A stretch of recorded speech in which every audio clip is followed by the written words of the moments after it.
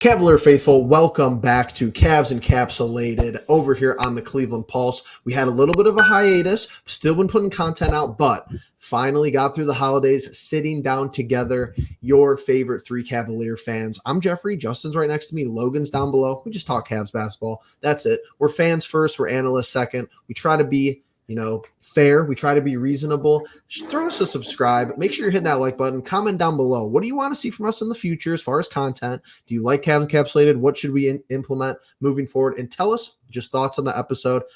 Another thing, go over and follow us on Twitter, X, at Pulse Cleveland. I think we're some of the most rational people over there. You'll find us all over there and all that good stuff. But hope you guys had a good Christmas. Happy New Year. Everything's going good. I just want to hear thoughts. Off the top here. I know, Justin, actually you did an upload after the injuries to Darius Garland and Evan Mobley. I kind of want to hear your thoughts since that video was created by you, how you've kind of felt like the team has played, how the roster has looked, because I know you're kind of somber about the whole situation due to the injuries. Yeah, obviously very somber, the Darius Garland guy here, but Evan Mobley being missed too. Something that I just noticed within the last 10 games is every game we played, 100+ points from the opponents and us, but obviously just lacking that defensive presence since Evan's been gone, and a little bit of Darius obviously pushing the offensive side and giving other teams struggles. So so since I made that video, obviously the one thing I wanted to see a lot more of was Craig Porter Jr., and I feel like we have seen a bit more of him, but not in the frequency that I think that we should, not in like the consistency that we should actually. And it's an issue, but it's also one of those things that in that video, I didn't even mention Sam Merrill. And I feel like it has to be mentioned now that he has had that one skyrocket to the moon game where he went for, I believe, 27 points. He triples, I was there. Mm-hmm. Yeah. And so, and he's had a couple of games where he's hit another couple of triples and whatnot and looked good. But yeah, there's a lot of those players that I just didn't expect to come alive and play as well as they have. Obviously, there's been ups and downs too, that like Max Strus, Niang has played very poorly. And it's one of those things that I think with the injuries and with the performances that obviously Donovan Mitchell is back now, I think 2 games back now. But, with those injuries that we had, it was kind of like you just ride the hot hand and you ride whoever is going to give you what is needed from that night. And obviously, like Sam Merrill, that one night he was hot. So guess what? He rides, and Karis LeVert sits the bench. So just that kind of stuff, and being able to I think the turnovers is, again, like I continue to think back to those games that we lost and why we were so upset. And again, for me, a lot of it was just like turnovers. And it looked sloppy. It looked bad, but I have been impressed with what the replacements have done since the injuries have taken over. Honestly, so here's my thing, and I think I just want to bounce this idea off of you really quickly. I want to hear if you just agree or disagree and maybe the reasons behind it. So you mentioned Strus. I think that is kind of the biggest point for me, is that when you mention Strus and how he's kind of been inconsistent, I feel like that's my worry with the injuries, besides just the injuries themselves, but the underlying issues. Like, people are like, oh, well, Strus has been inconsistent. He hasn't really played with, our primary point guard. He hasn't played with Evan out there. What's to say they're going to have time after those guys come back to even like figure that out to their full potential? Do you see what I'm saying? Yeah, and my thing with Strus is like you would have liked to have seen a more consistent player come out of Darius and Evan being injured. Sure. You would have liked, typically that next guy up mentality gets you to be more of a leader and more of a consistent player. And don't get me wrong, I think Strus is absolutely a leader on this team. But the fact that even JB, like 2 nights ago, he was asked, what's wrong with Strus? And he's like, he just needs to shoot the ball. I feel like there was just a lack of like effort, not effort, but like I feel like maybe there was an extra effort from him or something that like once those injuries were set in place, he felt he needed to play a different way, and it wasn't right for the longest time. And now hopefully Last night was kind of like the little pick me up that he needed. But yeah, it's just one of those things that like if we want to win the games that we need to stay above 500 to stay competitive while injuries are active, then we need to have guys like Struz be the leading men and not have guys like Mac or I was about to say Struz again, Sam Merrill be the Sure. leading scorers and whatnot. Fair enough. Fair enough. It's not Okay. bad to get that every once in a while, but I mean, yeah, I get what you're saying. You know, it's just like you paid Struess to kind of be the consistent guy. So it's what you right. expect at this point. But I just want to kind of set the scene here. So we played 34 games. We have a record of 19-15. If we pull up the Eastern Conference standings, we are over 40% done with the season. 34 out of 82 games, 41% of the way through the regular season games. Season ended today. We were a play-in team. With everything, you know, all encompassing, I want to go to Logan here. We know the situation. Like, we get it. There's been injuries. There's been mediocre play. There's been good play. We know the situation. What do you make of where we're at now, whether it be the 7th seed, whether it be, you know, only 4 games above 500, just based on some preseason expectations? I just want to hear your overall thoughts, Logan. No, I mean, Justin was spot on the preseason, apparently 45-37 or something like that. Yeah. 47-35, something along those lines. And you know what? Maybe we should have seen it coming. You look at the rest of the Eastern Conference, we're a half game from rising up and a full game from rising up all the way to number 4. So, first of all, oh my God, Boston Celtics 16-0 at home. That team is terrifying. I do think preseason expectations, I was pretty high on this team. I thought we made the right complementary piece moves. I thought guys like George Niang would have a bigger impact for this team. I thought that we'd see more of Amani Bates. And, you know, I kind of think I just set my expectations too high. And what the Cavs currently are is kind of what they are. I think they're a team that has every capability of going to Eastern Conference Finals, potentially going to the NBA Finals, but you need the right matchups. You need to be playing your best basketball at the right time. Right now, I'd say all things considered, all the injuries considered, as negative as I have been, at least at the first 15, 20 games, I'd say the last 15 games have been much more positive. We've seen better performances. We've seen more consistency, and you know, taking next man up mentality has worked wonders for the Cavaliers. So I hate seeing the number 7. The 7 is that dreaded number now in the NBA. You don't want to be playing for a play-in at all. Got to be a top 6 seed, but the NBA is good this year, and we're seeing it on full display. I know that this is going to maybe come off as negative, and I think maybe people won't really enjoy this take, but I think over the past few off seasons, I just think I have to be done with putting a whole lot of stock into what we do in the off season, because don't get me wrong, Strus is a good basketball player. I called him the team's MVP through the season, you know, so far. This was a couple weeks ago I said this. And the more I think about it, and I've talked with Logan about this, I've talked with Justin about this, I just don't think that these moves were really, really good. Like, I think that we kind of get excited in the offseason. We're like, oh yeah, we're doing off-season acquisitions. You know, we're shoring up the 3-point shooting. Every player we've acquired has either turned out to be non-playable. Like, okay, Damian Jones, was that the last domino to drop? Sure. Am I going to put a whole lot of stock into that? I don't know, but he's unplayable. He's not playing the rest of the year. So unless, you know, even more injuries come upon us, which might, for all I know. Ty Jerome has been out how many games with an ankle injury? I need to find this out and tweet it, because is it broken? Like, just say it's broken. Or is it fractured? He's been out. The update that I got from the Chris Fedor text is just like every time he makes progress in his rehab, he comes back and is like, oh, he feels like he takes a step back. Like, what's up? Like, do we just have like a curse with like guards who like should be good at their backups? Like, he's Windler all over again. Like, yeah. I don't get it. And that's no slight to him, but like, you can't grade him. Damian Jones is unplayable. You can't grade Ty Jerome.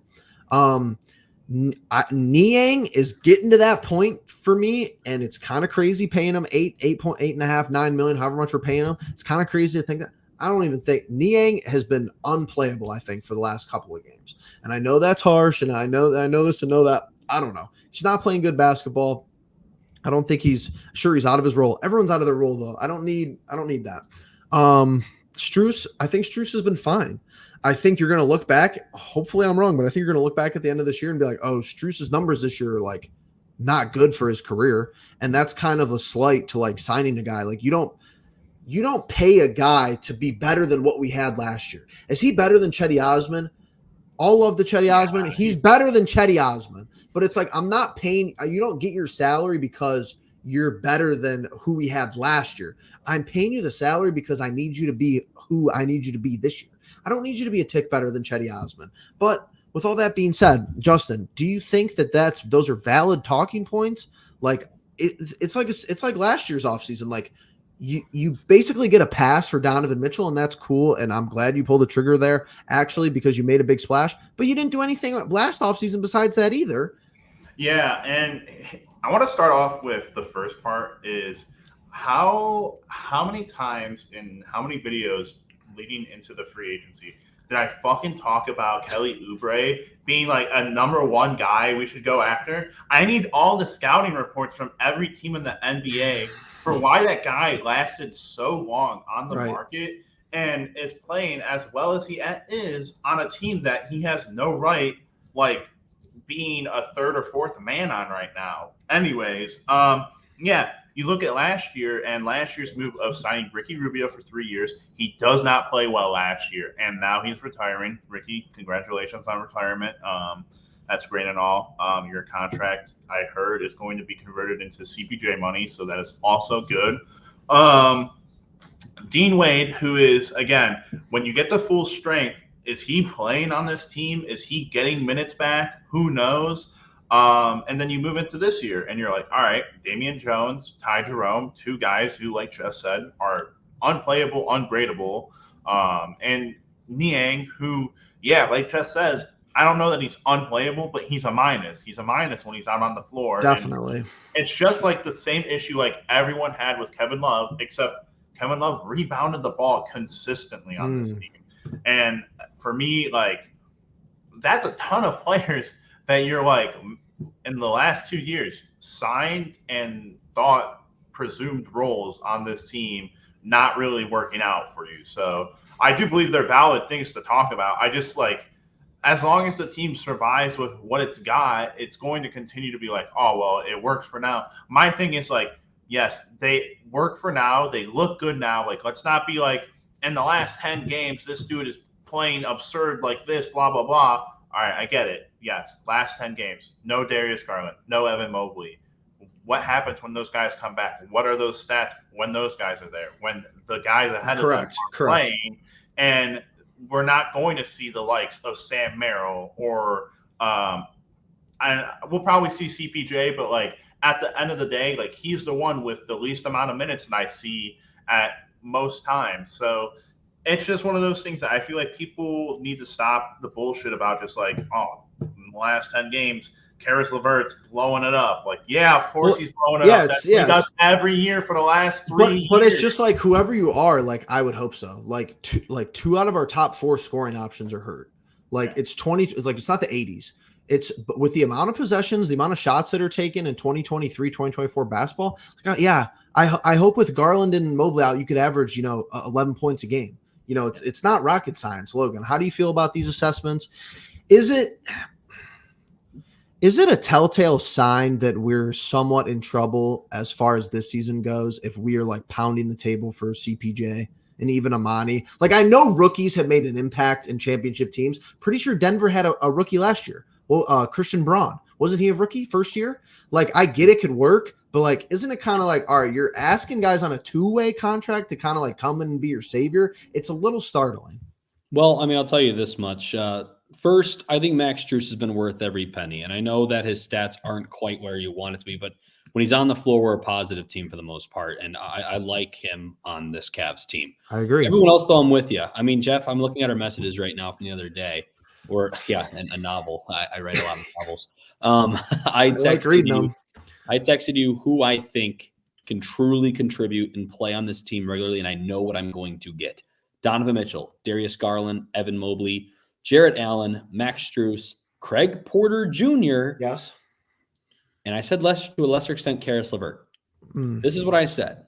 I'm not an Okoro hater, but there's days where Okoro can go for 0 points. He's a great defender. Everybody else outside of that list, I think, is great in stretches. Guys like Dean Wade, I need to stop. I need you to defend this 6'10 shooter on the wing. Please get out there, Dean. Sure, good. Okoro, this guy's Cook and Darius Garland. Get in there, good. Sam Merrill, need a couple of triples. No one's making anything. Get him in there, good. For me, though, the fact that Dean Wade is in our starting lineup pisses me off. And I get it. We're down 2 guys. But I've looked at the last, I keep looking at the box scores, and at the end of the day, I see 0 points, 2 points, 2 points, 0 points.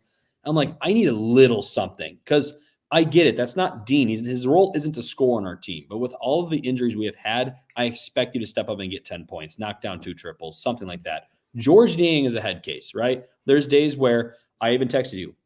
Niang either hits 3 or 4 triples and is a liability on defense, or he shoots 0 for 4 from 3 and is a liability on defense. So valid.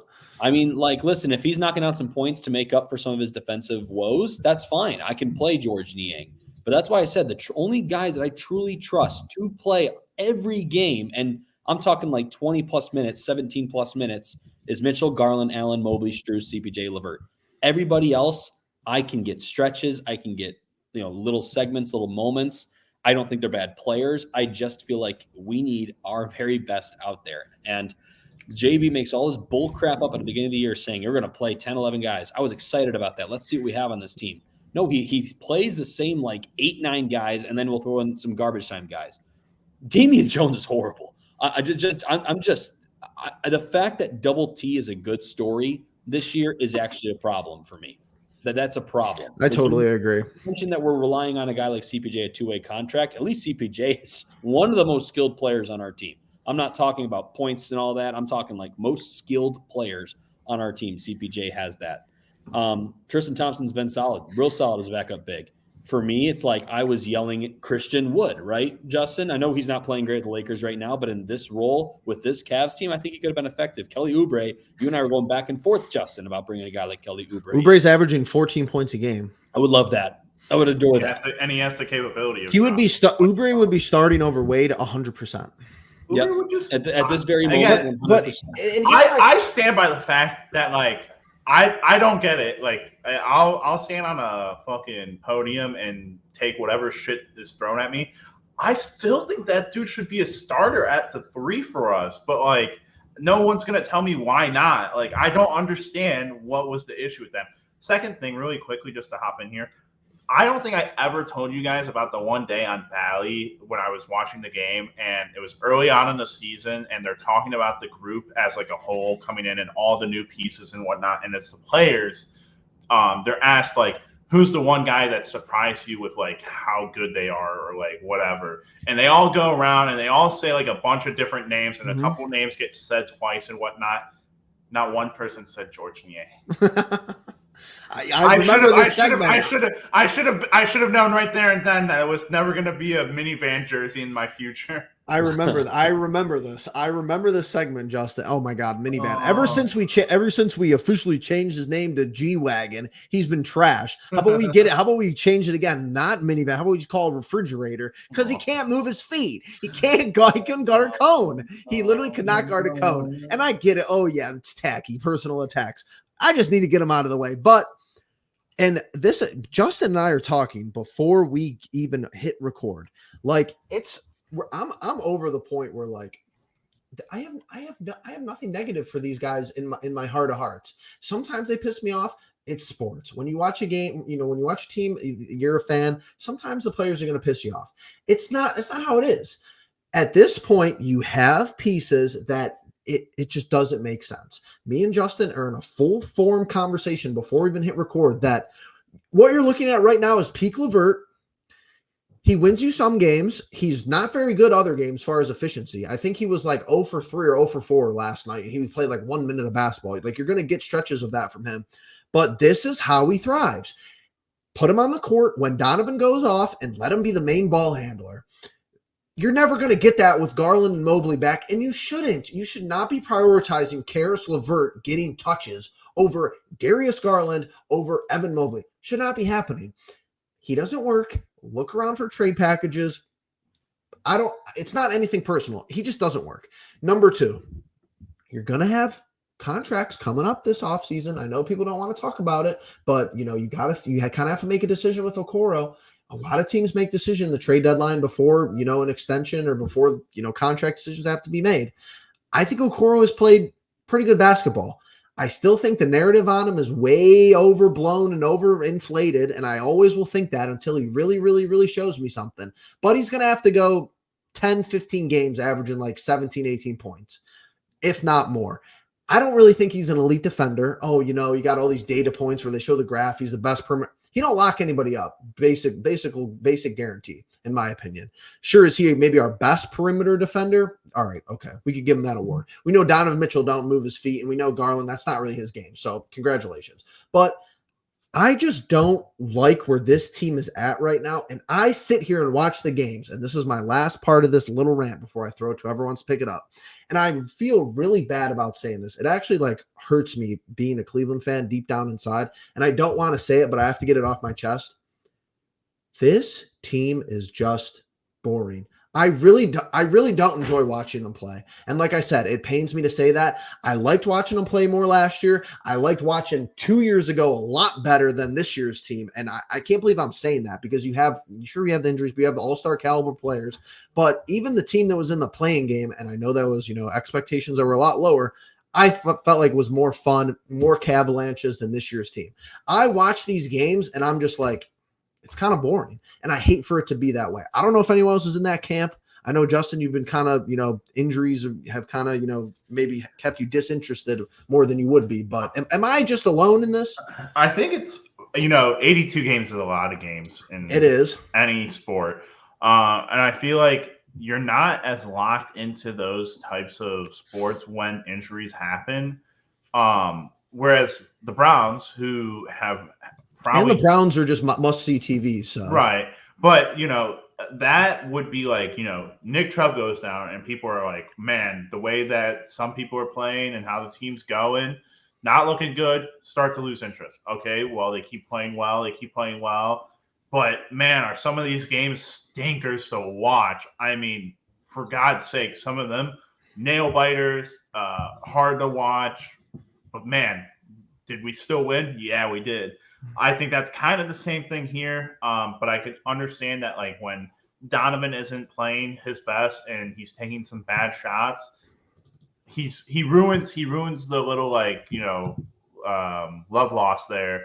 But like you said, Jeff, I mean, there's not a whole lot to get excited about with Jared Allen. What's his go-to move? Dunk. That's his thing. Literally. He dunks and he makes some fancy moves. But after that, it's like if Strus isn't going for 6 threes, it's a little bit of a boring night because either we're going to lose those games or we're fighting our butts off in mediocrity. So it is what it is. But yeah, it is a little bit boring. I definitely I thought even with Garland and Mobley, I was still this team is playing slow and it's playing way less with way less fun. Absolutely. I wouldn't call it boring to me. For what I say, is it stressful basketball to watch? Maybe that's it. I mean, truly, I sit here at my TV caring about a game in December or January. I shouldn't be caring all that much because that's how much this team, I overthink it all. I mean, look at my predictions. I'm 14-20 on the year, folks. The two-time defending champion. We're getting to that next. Is 14-20. So for me, I think I'm stressed out because I can't figure out my own basketball team. And part of me thinks neither can our coach. And you know what? Flowers to JB. He's done better as of late. But there's still these moments where I'm like, what is CPJ doing playing just 5 minutes in a game? That's inexcusable. Little things like that just are really bugging me. So for me, the games are stressful because I don't know if we're going to win or lose anymore. Last year I was pretty confident in all my games. 2 years ago, I thought this is going to be a fun season. We're going to be pretty good. And they start playing well. And now I'm like, I'm confident just saying Cavs, Cavs, Cavs. I'm confident just being like, oh, heck yeah. Now I'm like, well, I don't know. All these factors. Is it going to be 72 degrees that day or 30? I'm thinking about everything now and every factor. It's just really frustrating is the only way I can describe the season so far. And I say that we're 19-15. We're quite literally right there with everybody else. Like I said, we're a game from fourth. But I always look at long term, as does Jeffrey. I'm sure Justin does as well. And right now, I just worry if we're not going to get serious and really look ourselves in the mirror and say, you know what, we're not quite there yet. Like, I really think people are like, this Cavs team is fun. This Cavs team has potential.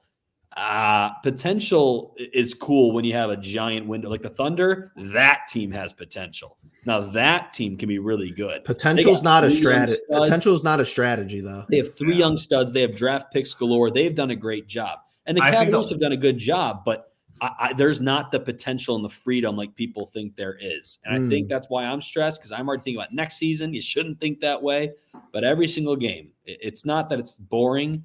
It's not fun because it hurts me watching sometimes. Fair enough. That's a better way to say that's it. the way I can say There's it. so many teams that actually have like proof to show of like production of talent, and it's Golden State, and that is quite literally the only team. The only other thing that you can go and bank on is that Eric Spoelstra is like coaching his mind off in Miami and has those teams in the playoffs. LeBron's still in the league, so that's going to be a consistent playoff berth most years. And yeah, I think Denver is like an anomaly where like I think they got like the most LeBron-esque European player ever, and like they just lucked out kind of. But other than that, it's like if we don't make moves to have holes that are just evident. Yeah, get serious. Yeah, address it. Yeah, I just think that like this whole idea of like, all right, the core four is safe. Okay, cool. If that's fine, but cool, whatever. But to interject quickly, it's like I feel like the aura around the team is like, oh, let's just wait till they get healthy and then like we'll go from there. Like that's not going to cut it. That's what I'm saying. Yes. That is what I'm saying. That's what everyone's saying is like, oh, once these guys get back, everyone else is playing well. That will continue. And those guys will add their firepower. No. That's not how those things work. That's never how that's ever worked in the history of anything ever. Yep. So let's not pretend and let's be adults. Let's talk about, all right, you get Darius Garland back, you get Evan Mobley back. Who are the eventual casualties of who's playing well like now? Okay, Karis LeVert, 100% is the number one guy. Who's next? Probably Isaac Okoro. All right. Why are they taking those steps? Because they're not asked to do nearly as much when Darius Garland is off the court offensively.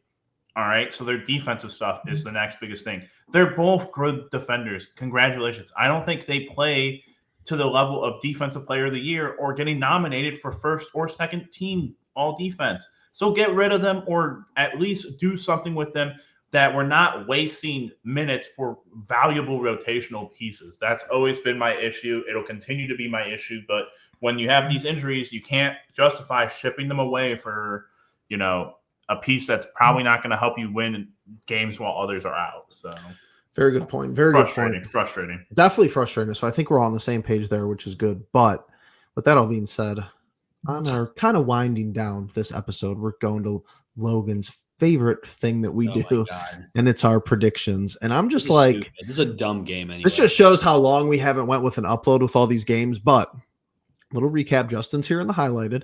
11-11 was 500 last time we met. I'm over here 9-13. Logan 7-15. We don't want to talk about it. Look at this stretch of games for the kid. I mean, 7 in a row, absolute crazy run. And here's how we stack up right now. We just played a game against the Wizards. I guess this is kind of the cool part of the scheduling. We're getting screwed over earlier in the year. We get the Wizards twice at home with a game in between.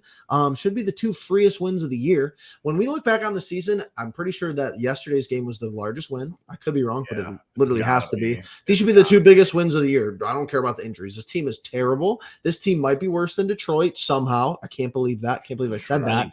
I think talent, like to overall like roster comps, I think they're definitely worse than Detroit. I think Detroit's roster is clearly better. I mean, you got Landry Shamet getting consistent minutes for this squad. And you know what? No disrespect to Landry Shamet. I mean, he's got better careers, points per game stats than some of the guys who play on our roster. I can tell you that for certain. But with that all being said, we get another trash matchup against the Wizards. Trash for them, good for us. I'm going to kick this off here because, I just can't see it any other way. This should be another easy Cavs win. I don't see this all. I think this is just a week we all have the same picks. Cavs. Well, hold on. Yeah, Logan knows a little bit about this Spurs team now. He might want the Spurs. Logan's from Texas, man. He's a Yeah, Texas man.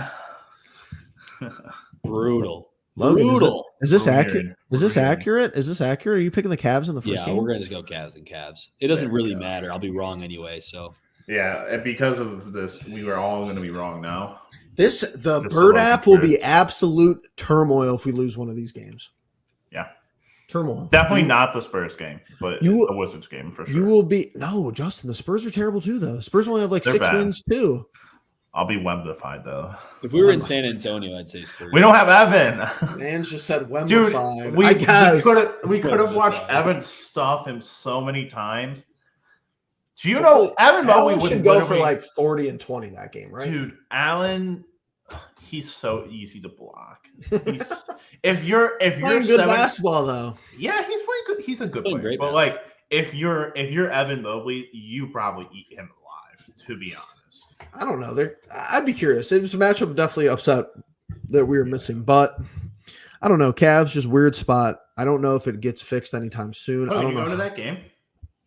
Or is No, that I'm here? not. I went to the Jazz game. Too Oh, quick that's of a a here turnaround game. for I too was quick trying of to a make it some turnaround more for games. Logan. I got to go back to Austin, Texas tomorrow. It's been lovely being home in Cleveland. No. Good, But- good. Back in the land. Well, Back in I the don't land. know. I feel like we just come on here and it's frustrating because it's like I can't give you a fix. I can't really give you too strong of an opinion besides I know something's wrong, but I feel like there's some remedies, but I don't know if they're for certain. There's not a home run talking point for me out there besides some guys have played better with injuries. Some guys are still non-existent. We beat some teams, we beat good teams, but we also are liable to lose the good teams. The team is really just like a mess right now. And it's not even all negative. It just seems like everything's all over the place. Not even a mess, just disorganized. I guess it's interesting. The one thing that we could have talked about is just like watching a team like Toronto and New York, who are bottom teams underneath us right now in the playoff contention, Sure. make a big move that like changes the shape of their rosters pretty significantly. And what that does to like expedite our kind of like, all right, everyone for the longest time thought that the Knicks were going to trade for Donovan Mitchell. And again, yeah, he could go in free agency, but still like this is an interesting move that I don't think a lot of people from the Knicks were expecting. And so, Sure.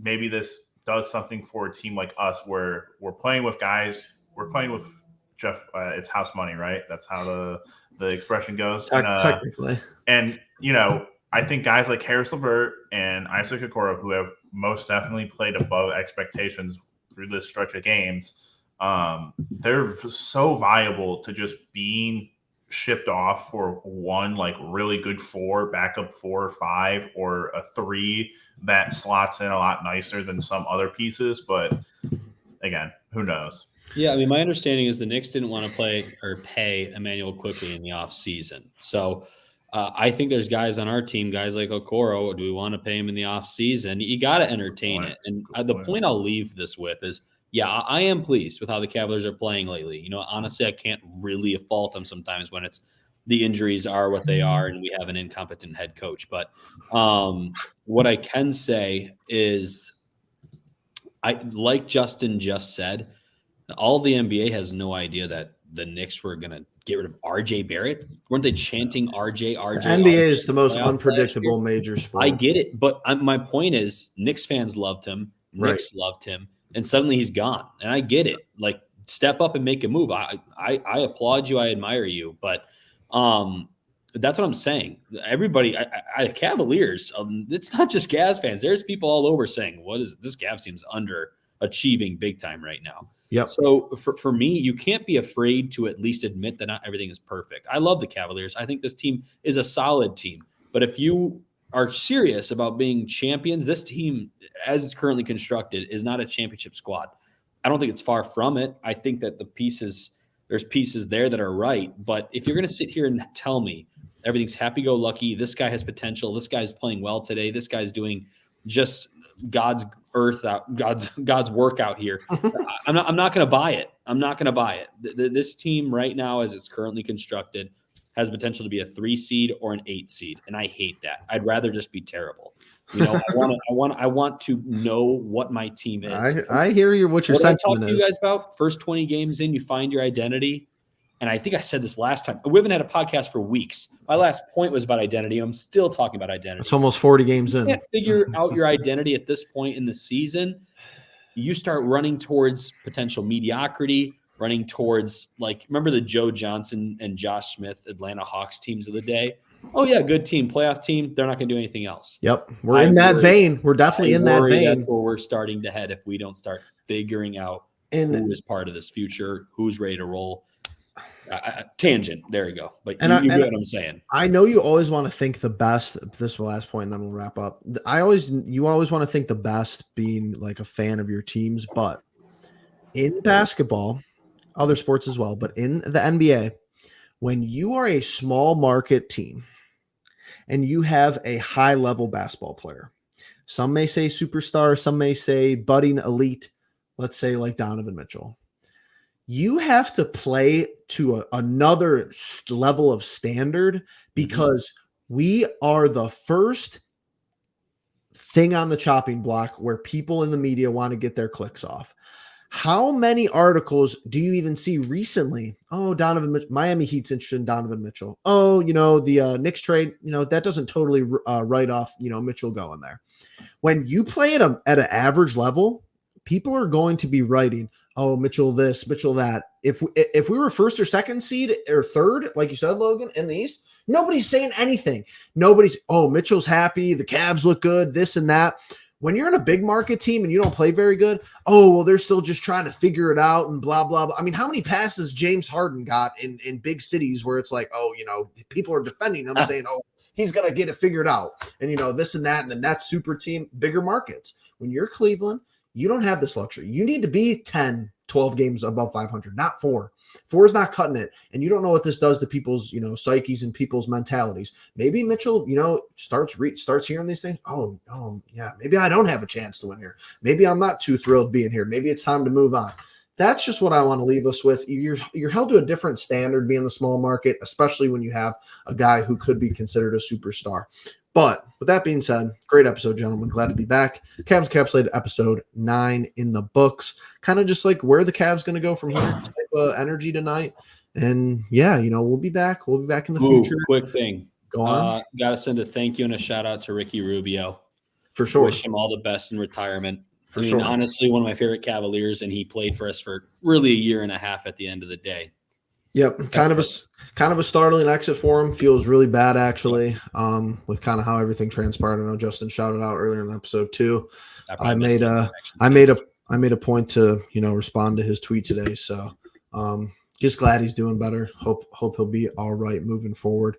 It's bigger than basketball. So yeah, with that all being said, appreciate you guys tuning in. Hit that like button, comment down below. Where do the Cavs go from here? Are we valid about moving pieces around and kind of reshuffling the deck, or is that something that can only lead to things getting worse, I guess you could say.